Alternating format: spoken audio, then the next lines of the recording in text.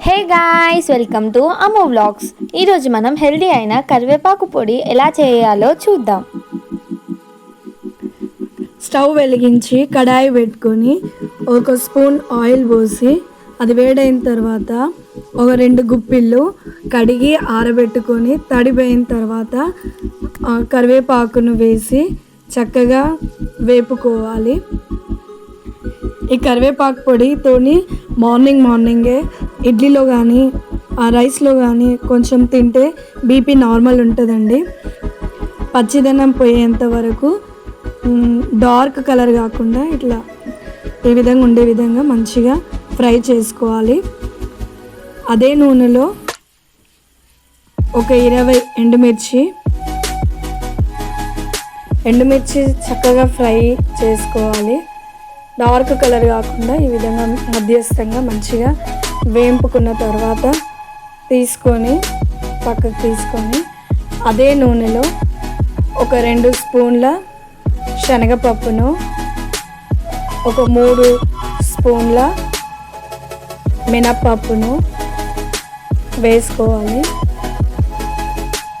అట్లా 3 స్పూన్ల ధనియాలు, ఇవన్నీ చక్కగా ఫ్రై చేసుకోవాలి. అట్లనే ఒక స్పూను జీలకర్ర, హాఫ్ టీ స్పూన్ జీలకర్ర, ఒక స్పూన్ నువ్వులు,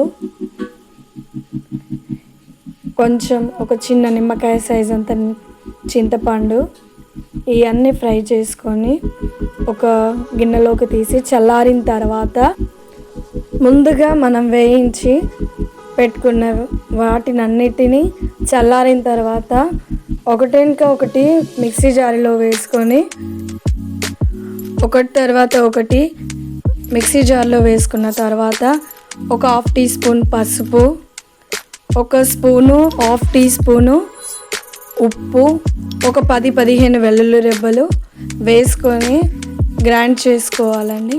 మిక్సీ పట్టేసుకొని అది మెత్తగా కాకుండా కొంచెం బరకగా మిక్సీ పట్టుకుంటే బాగుంటుంది. మరీ మెత్తగా అయితే అంత బాగుండదు. కొంచెం బరకగా ఉండే విధంగా మిక్సీ పట్టుకుంటే అంతే టేస్టీ ఎంతో హెల్తీగా ఉండే కరివేపాకు పొడి రెడీ అండి. ఈ కరివేపాకు పొడి మీకు కూడా కావాలి అంటే కింద ఉన్న నెంబర్కి కాంటాక్ట్ చేయండి. మేము ఇంట్లో చేసుకున్నట్టుగానే మీకు ప్రిపేర్ చేసి పంపిస్తాము. థ్యాంక్ యూ ఫర్ వాచింగ్ అండి.